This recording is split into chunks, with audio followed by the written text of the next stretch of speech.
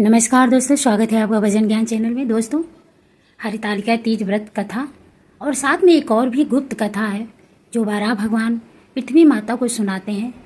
लगभग यह कथा किसी को नहीं पता है, लोग नहीं सुनते हैं। जो मार्केट में किताब मिलती है हरितालिका तीज की वही जानते हैं, लेकिन हरितालिका के तीज के दिन हमें दो कथा सुननी चाहिए।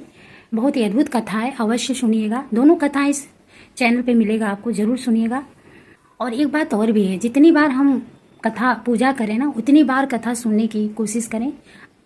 तो पुष्प और दक्षिणा लेकर, हाथ में लेकर कथा सुननी चाहिए। लेकिन ये शास्त्रों में गुप्त व्रत कथा भी है, उसको आप जरूर सुनिएगा। विष्णु भगवान के अवतार वराह भगवान देवी पृथ्वी को सुना रहे हैं। तो पहले भाग में हम लोग वराह भगवान द्वारा बताया गया व्रत कथा सुनेंगे। उसके बाद अंत में हम लोग हरितालिका तीज व्रत कथा जो मार्केट में हमको प्राप्त होता है, सभी के पास होता है, वो जरूर सुने।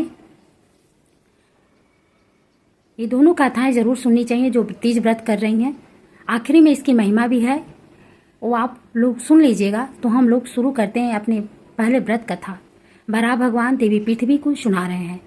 मुनिवर महातापा कहते हैं कि हे राजन, जब भगवान रुद्र और कैलाश पर निवास करने लगे तो कुछ समय बाद अपने पिता दक्ष से प्राणपति महादेव के साथ बैर का प्रसंग गौरी को स्मरण हुआ। अब सहसा उनके मन में रोष का भाव उत्पन्न हो गया। वे सोचने लगी कि मेरे पिता दक्ष ने इन देवादि देव को यज्ञ में भाग ना देकर कितना बड़ा अपराध किया था, जिसके फलस्वरूप मेरे पिता का यज्ञ के निमित्त बनाया हुआ नगर तथा उनके यज्ञ का भी विध्वंस करना पड़ा।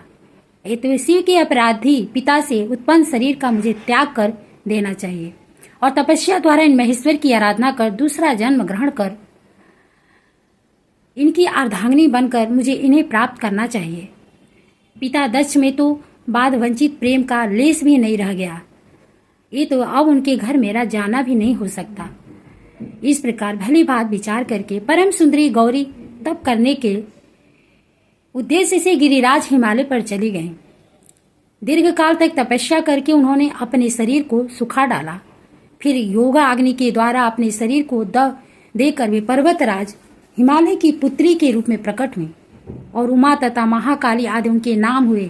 हेमवान के घर में परम सुंदर रूप से सुशोभित होकर वे अवतरण हुई कि फिर भगवान रुद्र की मुझे पति रूप से प्राप्ति हुई। इस संकल्प से त्रिलोचन भगवान शंकर का स्मरण करते हुए उन्होंने पुनः कठोर तपस्या आरंभ कर दी। इस प्रकार जब गिरिराज हिमालय पर दीर्घ काल तक तप द्वारा उन्होंने आराधना की, तब ब्राह्मण का वेश धारण करके भगवान शिव वहां पधारे। उस समय उनका वृद्ध शरीर था और सभी अंग शिथिल हो रहे थे। साथ ही वे पग पग पर गिरते पड़ते चल रहे थे। बड़ी कठिनाई से वे पार्वती के पास पहुंचकर बोले, भद्रे, मैं अत्यंत भूखा ब्राह्मण हूँ, मुझे कुछ खाने योग्य पदार्थ दो। उनके इस प्रकार कहने पर परम कल्याणमणि शैलेंद्र नंदिनी उमा ने उन ब्राह्मण से कहा कि विप्रवर, मैं आपको भोजनार्थ फल आदि पदार्थ दे रही हूँ, आप यथाशीघ्र स्नान कर इच्छा अनुसार उन्हें ग्रहण करें।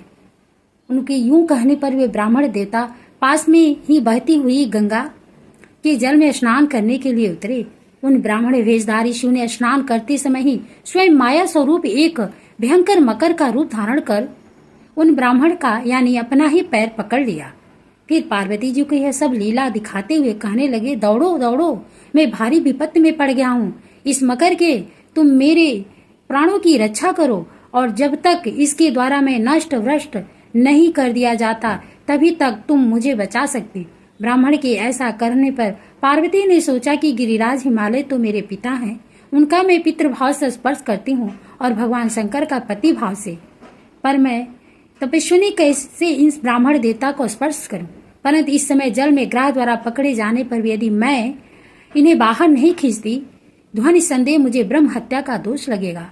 दूसरी बात यह है कि अन्य जन्म धर्म जनित त्रुटियों या प्रत्ययों का प्रायश्चित द्वारा शोषण भी संभव है, किंतु इस ब्रह्म हत्या दोष का तो शोधक कोई प्रायश्चित भी नहीं दिखता। इस प्रकार मन ही मन कह तुरंत दौड़कर वहां पहुंच गई और हाथ से पकड़कर ब्राह्मण को जल से बाहर खींचने लगी। इतने में वे देखती हैं क्या है कि जिन भूत भाव शंकर की आराधना के लिए तपस्या कर रही थी, स्वयं विषधर ही उनके हाथ में आ गए। इस प्रकार उन्हें देखकर विचलित हो गई और पूर्व समय का त्याग उन्हें स्मरण हुआ।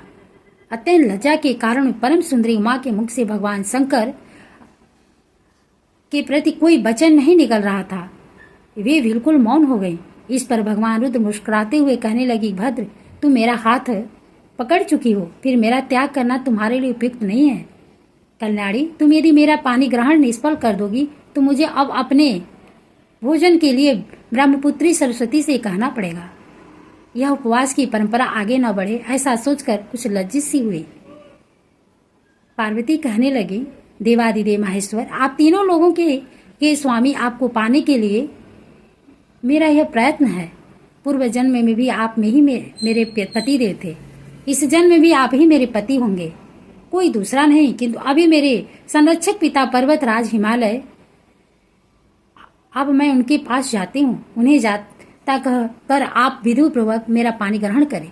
इस प्रकार कहकर परम सुंदरी भगवती उमा अपने पिता हिमालय के पास गईं और हाथ जोड़कर उनसे कहा, पिताजी, मुझे अनेक लक्षणों से प्रतीत होता है कि पूर्व जन्म में भगवान रुद्र ही मेरे पति रहे। उन्होंने ही दक्ष की यज्ञ का विध्वंस किया था। वे ही संसार के संरक्षक इंद्र ब्राह्मण के वेश धारण कर तपोवन में मेरे पास आए और मुझसे भोजन की याचना के आप स्नान कराइए। मेरी इस प्रेरणा पर मैं वृद्ध ब्राह्मण का वेश बनाए हुए गंगा में गए। फिर वहां मकर द्वारा ग्रस्त हो जाने पर उन्होंने मुझे सहायता के लिए बुलाया, परंतु पिताजी मुझे ब्रह्म हत्या न लग जाए, इस भय से मैंने उन्हें हाथ पकड़ा दिया। मेरे पकड़ते ही अपने वास्तविक रूप में प्रकट हुआ और कहने लगे, देवी, आज तो पानी ग्रहण है, तपोभवन, इसमें तुम्हें अन्यथा विचार नहीं, तपोधन, इसमें तुम्हें अन्यथा विचार नहीं करना चाहिए। उनके ऐसा कहने पर उनसे स्वीकृति लेकर मैं आपसे पूछने आई हूँ, अतः इस अवसर पर मेरा जो कर्तव्य है उसे आप शीघ्र बताने की कृपा करें। पार्वती की ऐसी बात सुनकर हिमालय बड़े प्रसन्न हुए और अपनी पुत्री से कहने लगे, सुमुखी, मैं आज संसार में अत्यंत धन हूँ, जो स्वयं भगवान शंकर जमाता होने वाले हैं। तुम्हारे द्वारा मैं सचमुच संततिवान बन गया हूँ। पुत्री, तुमने मुझको देवताओं का सिरमौर बना दिया है, पर क्षण भर रुकना, मेरे आने तक थोड़ी प्रतीक्षा करना। इस प्रकार कहकर पर्वतराज हिमालय संपूर्ण देवताओं के पितामह ब्रह्मा जी के पास गए। वहां उनका दर्शन कर गिरिराज ने नम्रतापूर्वक कहा, भगवान, उमा मेरी पुत्री है, आज मैं उसे भगवान रुद्र को देना चाहता हूँ। इस पर श्री ब्रह्मा जी ने भी उन्हें दे दो कहकर अनुमति दे दी। ब्रह्मा जी के ऐसा कहने पर पर्वतराज हिमालय अपने घर पर गए और तुरंत ही तुम वरु नारद, हाँ और हूँ को बुलाया। फिर किन्नरों और राक्षसों को भी सूचना दी। अनेक पर्वत, नदियां, वृक्ष, औषधि, वर्ग तथा छोटे बड़े अन्य पाषाण भी मूर्ति धारण कर भगवान शंकर के साथ होने वाले पार्वती के विवाह को देखने के लिए वहां आए। उस विवाह में पृथ्वी देवी वेदी बने और सातों समुद्र ही कलश, सूर्य एवं चंद्रमा उस शुभ अवसर पर दीपक का कार्य कर रहे थे तथा नदियां जल ढोने परोसने का काम कर रही थी। जब इस प्रकार सारी व्यवस्था हो गई तब गिरिराज हिमालय को भगवान शंकर के पास भेजा। भगवान शंकर की स्वीकृति से मद्राचल तत्काल वापस आ गए। फिर तो भगवान शंकर ने विधि पूर्वक उमा का पानी ग्रहण किया। उस विवाह के उत्सव पर पर्वत और नारद दोनों गान कर रहे थे। सिद्धों ने नाचने का काम पूरा किया था। वनस्पतियां अनेक प्रकार के पुष्पों की वर्षा कर रहे थे तथा सुंदर रूपवती और सराय उच्च स्वर से गंगा कर नृत्य करने में संलग्न उस विवाह महोत्सव में लोक पितामह चतुर्मुख ब्रह्मा जी स्वयं ब्रह्म के स्थान पर विराजमान थे। उन्होंने प्रसन्न होकर उमा से कहा, पुत्री, संसार में तुम जैसी पत्नी और शंकर सारी के पति सबको सुलभ हो। भगवान शंकर और भगवती उमा दोनों एक साथ बैठे थे। उनसे इस प्रकार कहकर ब्रह्मा जी अपने धाम को लौट आए। भगवान वराह जी आगे कहते हैं कि पृथ्वी, रुद्र का प्राकट्य, गौरी का जन्म तथा विवाह, यह सारा प्रसंग राजा प्रजपालक के पूछने पर परम तपस्वी महातपा ऋषि ने उन्हें जैसे सुनाया था वह संपूर्ण वृत्तांत मैंने तुम्हें बता दिया। देवी गौरी के जन्म, विवाह आदि सभी कार्य तृतीय तिथि को ही संपन्न हो गए थे। आई तो तृतीय उनकी तिथि मानी जाती है। उस तिथि को नमक खाना सर्वदा निषिद्ध है। जो स्त्री उस दिन उपवास करती है उसे अचल सौभाग्य की प्राप्ति होती है।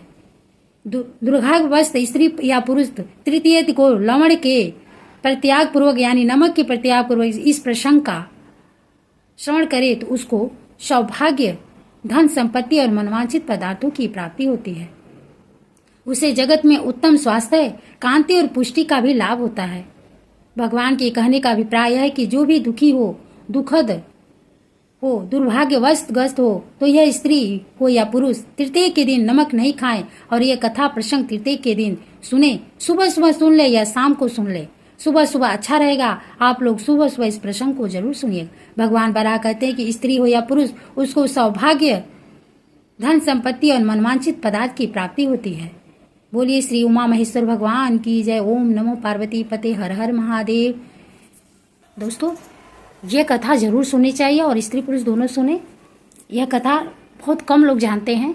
वीडियो को शेयर करिएगा दूसरों को भी, ताकि आपके माध्यम से उन्हें भी जानकारी प्राप्त होते। अब हरितालिका तीज व्रत की कथा सुनते हैं। हरितालिका तीज का यह प्रसिद्ध व्रत भादो मास के शुक्ल पक्ष में तृतीया को किया जाता है। तृतीया तिथि को किए जाने के कारण स्त्रियों में यह व्रत अधिकतर तीजों नाम से जाना जाता है। कुंवारी लड़कियों में यह व्रत इच्छित वर पाने की आशा से तथा विवाहित स्त्रियां सुहाग की रक्षा और पति की सुख कामना करके करती हैं। प्राचीन काल से चल रही यह मान्यता है कि इस व्रत को करने वाली स्त्रियां पार्वती के समान सुखपूर्वक जीवन यापन करके शिवलोक को प्राप्त होते हैं। हरितालिका व्रत का विधान: व्रत करने वाला व्यक्ति सूर्योदय के पहले उठे और भगवान शंकर जी का स्मरण करें, फिर नित्य कर्मों से निर्वृत्त होकर शिवालय में जाए, जहां पूजन करना हो और कथा पढ़नी अथवा सुननी हो। यदि हो सके तो शिव मंदिर में शिव पार्वती पूजन के लिए केले के बंधनवार इत्यादि अनेक पुष्पमालाओं से सुसज्जित एक मंडप तैयार कर लें। सुहाग चाहने वाली स्त्रियों को शंकर पार्वती की बालू रेत की प्रतिमा बनाकर उसे इस मंडप में स्थापित कर पूजा करनी चाहिए। पूजा में शिव पार्वती से संबंधित कोई भी स्तोत्र अथवा शिव चालीसा का पाठ कर सकते हैं। तत्पश्चात एकाग्र चित्त से नीचे लिखी कथा पढ़ें। हरितालिका तीजों की कथा, जिसके दिव्य केशों में पर मंदार आंख के पुष्पों की माला शोभा देती है और जिन भगवान शंकर के मस्तक पर चंद्र और कंठ में मुंडों की माला पड़ी हुई है, जो माता पार्वती दिव्य वस्त्रों से तथा भगवान शंकर दिगंबर वेश धारण किए, उन दोनों भवानी शंकर को नमस्कार करती हूँ। कैलाश पर्वत के सुंदर शिखर पर माता पार्वती जी ने श्री महादेव जी से पूछा, हे महेश्वर, मुझसे आप वह गुप्त से गुप्त वार्ता कहिए जो सबके लिए सब धर्मों से भी सरल तथा महान फल देने वाली हो। हे नाथ, यदि आप भली भांति प्रसन्न हैं तो आप उसे मेरे सम्मुख प्रकट कीजिए। हे जगतनाथ, आप आदि मध्य और अंत रहित हैं, आपकी माया का कोई पार नहीं। आपको मैंने किस भांति प्राप्त किया है? कौन से व्रत, तप या दान के पुण्य फल से आप मुझको वर रूप में मिले? श्री महादेव जी बोले, हे देवी, यह सुन, मैं तेरे सम्मुख उस व्रत को कहता हूँ जो परम गुप्त है। जैसे तारागणों में चंद्रमा और ग्रहों से सूर्य, वर्णों में ब्राह्मण, देवताओं में गंगा, पुराणों में महाभारत, वेदों में शाम और इंद्रियों में मन श्रेष्ठ है, वैसे ही पुराण और वेद सब में इसका वर्णन मिलता है, जिसके प्रभाव से तुमको मेरा आधा आसन प्राप्त हुआ। हे प्रिय, उसी का मैं तुमसे वर्णन करता हूँ। सुनो, भाद्रपद भादो मास के शुक्ल पक्ष की हस्त नक्षत्र संयुक्त तृतीया तीज के दिन इस व्रत का अनुष्ठान मात्र करने से सब पापों का नाश हो जाता है। तुमने पहले हिमालय पर्वत पर इस महान व्रत को किया था, जो मैं तुम्हें सुनाता हूँ। पार्वती जी बोली, हे प्रभु, इस व्रत को मैंने किस लिए किया था, यह मुझे सुनने की इच्छा है, सो कृपा करके कहिए। शंकर जी बोले, आर्यावर्त में हिमालय नामक एक महान पर्वत है, जहाँ अनेक प्रकार की भूमि अनेक प्रकार के वृक्षों से सुशोभित है, जो सदैव बर्फ से ढके हुए तथा गंगा के कलकल ध्वन से शब्दयानमान रहता है। हे पार्वती जी, तुमने बाल्यकाल में उसी स्थान पर परम तप किया था और 12 वर्ष तक के महीने में जल में रहकर तथा वैशाख मास में अग्नि में प्रवेश करके तप किया। श्रावण के महीने में बाहर खुले में निवास कर अन्न त्याग कर तप करती रही। तुम्हारे उस कष्ट को देखकर तुम्हारे पिता को बड़ी चिंता हुई। वे चिंतातुर होकर सोचने लगे कि मैं इस कन्या की किससे शादी करूं। इस अवसर पर दैवयोग से ब्रह्मा जी के पुत्र नारद जी वहां आए। देवर्षि नारद ने तुम शैलपुत्री को देखा। तुम्हारे पिता हिमालय ने देवर्षि को अर्धपाद आसन देकर सम्मान सहित बिठाया और कहा, हे मुनीश्वर, आपने यहाँ तक आने का कष्ट कैसे किया? कहिए, क्या आज्ञा है? नारद जी बोले, हे गिरिराज, मैं विष्णु भगवान का भेजा हुआ यहाँ आया हूँ, तुम मेरी बात सुनो। आप अपनी कन्या को उत्तम वर को दान करें। ब्रह्मा, इंद्र, शिव आदि देवताओं में विष्णु भगवान के समान कोई भी उत्तम नहीं है, इसलिए मेरे मत से आप अपनी कन्या का दान भगवान विष्णु को ही दे। हिमालय बोले, यदि भगवान वासुदेव स्वयं ही कन्या को ग्रहण करना चाहते हैं और इस कार्य के लिए आपका आगमन हुआ है तो वह मेरे लिए गौरव की बात है, मैं अवश्य ही दूंगा। हिमालय के आश्वासन सुनते ही देवर्षि नारद जी आकाश में अंतर्ध्यान हो गए और शंख, चक्र, गदा, पद्म और पीताम्बरधारी भगवान विष्णु के पास पहुंचे। नारद जी ने हाथ जोड़कर भगवान विष्णु से कहा, प्रभु आपका विवाह कार्य निश्चित हो गया है। इधर हिमालय ने पार्वती जी से प्रसन्नतापूर्वक कहा, हे पुत्री, मैंने तुमको गरुड़ ध्वज भगवान विष्णु को अर्पण कर दिया है। पिता के इन वाक्यों को सुनते ही पार्वती जी अपनी सहेली के घर गईं और पृथ्वी पर गिरकर अत्यंत दुखित होकर विलाप करने लगी। उनको विलाप करते हुए देखकर सखी बोली, हे देवी, तुम किस कारण से दुख पाती हो, मुझे बताओ, मैं अवश्य ही तुम्हारी इच्छा पूर्ण करूंगी। पार्वती जी बोली, हे सखी, सुन, मेरी जो मन की अभिलाषा है सुनाती हूँ। मैं श्री महादेव जी को वरण करना चाहती हूँ। मेरे इस कार्य को पिताजी ने बिगाड़ना चाहा है, इसलिए मैं निसंदेह इस शरीर का त्याग करूंगी। पार्वती के इन वचनों को सुनकर सखी ने कहा, हे देवी, जिस वन को तुम्हारे पिताजी ने न देखा हो तुम वहां चली जाओ। तब हे देवी पार्वती, तुम अपनी सखी का यह वचन सुन ऐसे ही वन को चली गई। पिता हिमालय ने तुमको घर पर न पाकर सोचा कि मेरी पुत्री को कोई देव, दानव अथवा किन्नर हरण कर ले गया। मैंने नारद जी को वचन दिया था कि मैं पुत्री का गरुड़ ध्वज भगवान के साथ वरण करूंगा। हाय, अब ये कैसे पूरा होगा, ऐसा सोचकर वो बहुत चिंतातुर हो मूर्छित हो गए। तब सब लोग हाहाकार करते हुए दौड़े और मूर्छा दूर होने पर गिरिराज से बोले कि हमें आप अपनी मूर्छा का कारण बताओ। हिमालय बोले, मेरे दुख का कारण है कि मेरी रत्न रूपी कन्या को कोई हरण कर ले गया है। यह सर्प डस गया है, किसी सिंह या व्याघ्र ने मार डाला है। वह न जाने कहाँ चली गई या उसे राक्षस ने मार डाला है। इस प्रकार कहकर गिरिराज दुखित होकर ऐसे कांपने लगे जैसे तीव्र वायु के चलने पर कोई वृक्ष कांपता है। तत्पश्चात हे पार्वती, तुम्हें गिरिराज साथियों सहित घने जंगल में ढूंढने निकले। सिंह, व्याघ्र, रीछ आदि हिंसक जंतुओं के कारण वन महाभयानक प्रतीत होता था। तुम भी सखी के साथ भयानक जंगल में घूमती हुई वन में एक नदी के तट पे उस गुफा में तुम अपनी सखी के साथ प्रवेश कर गए, जहाँ तुम अन्न जल का त्याग करके बालू का लिंग बनाकर मेरी आराधना करती रही। उस समय पर भाद्रपद मास की हस्त नक्षत्र तृतीया के दिन तुमने मेरा विधि विधान से पूजन किया तथा रात्रि को गीत गायन करते हुए जागरण किया। तुम्हारे उस महाव्रत के प्रभाव से मेरा आसन डोलने लगा। मैं उसी स्थान पर आ गया जहाँ तुम और तुम्हारी सखी दोनों थी। मैंने आकर तुमसे कहा, हे ब्राह्मणी, मैं तुमसे प्रसन्न हूँ, तुम मुझसे वरदान मांग। तब उसने कहा कि हे देव, यदि आप मुझसे प्रसन्न हैं तो आप महादेव जी ही मेरे पति हो। मैं तथास्तु ऐसा कहकर कैलाश पर्वत को चला गया और तुमने प्रभात होते ही मेरी उस बालू की प्रतिमा को नदी में विसर्जित कर दिया। हे सुबह, तुमने वहां अपनी सखी सहित व्रत का पारायण किया। तुम इतने में तुम्हारे पिता हिमान भी तुम्हें ढूंढते ढूंढते उसी घने वन में आ पहुंचे। उस समय उन्होंने नदी के तट पर दो कन्याओं को देखा तो वे तुम्हारे पास आ गए और तुम्हें हृदय से लगाकर रोने लगे और बोले, बेटी, तुम इस सिंह व्याघ्र युक्त घने जंगल में क्यों चली आई? तुमने कहा, हे पिता, मैंने पहले ही अपना शरीर शंकर जी को समर्पित कर दिया था, किंतु आपने इसके विपरीत कार्य किया, इसलिए मैं वन में चली आई। ऐसा सुनकर हिमवान ने तुमसे कहा कि मैं तुम्हारी इच्छा के विरुद्ध यह कार्य नहीं करूंगा। तब वे तुम्हें लेकर घर को आए और तुम्हारा विवाह मेरे साथ कर दिया। हे प्रिय, उसी व्रत के प्रभाव से तुमको मेरा अर्धासन प्राप्त हुआ है। इस व्रत राज को मैंने भी अभी तक किसी के सम्मुख वर्णन नहीं किया है। हे देवी, अब मैं तुम्हें यह बताता हूँ कि इस व्रत का यह नाम क्यों पड़ा। तुमको सखी हरण करके ले गई थी, इसीलिए हरितालिका नाम पड़ा। पार्वती जी बोली, हे स्वामी, आपने इस व्रत राज का नाम तो बता दिया, किंतु मुझे इसकी विधि और फल भी बताइए कि इसके करने से किस फल की प्राप्ति होती है। तब भगवान शंकर जी बोले, इस स्त्री जात के अति उत्तम व्रत की विधि सुनिए। सौभाग्य की इच्छा रखने वाली स्त्रियां इस व्रत को विधि पूर्वक करें। केले के खंभों से मंडप बनाकर उसे बंधन वारों से सुशोभित करें। उसमें विविध रंगों के उत्तम रेशमी वस्त्र की चादरी ऊपर तांदे, चंदन आदि सुगंधित द्रव्यों को लेपन करके स्त्रियां एकत्र हो, शंख, भेरी, मृदंग आदि बजाएं। विधि पूर्वक मंगलाचार करके श्री गौरी शंकर की बालू निर्मित प्रतिमा स्थापित करें। फिर भगवान शिव पार्वती जी का गंध, धूप, पुष्प आदि से विधि पूर्वक पूजन करें। अनेकों नैवेद्यों का भोग लगाएं और रात को जागरण करें। नारियल, सुपारी, ज्वारी, नींबू, लौंग, अनार, नारंगी आदि ऋतु फलों तथा फूलों को एकत्रित करके धूप दीप आल से पूजन करके कहे, हे कल्याण स्वरूप सी, हे मंगल रूप सी, हे मंगल रूप महेश्वरी, हे शिवे, सब कामनाओं को देने वाली देवी कल्याण रूप तुम्हें नमस्कार है।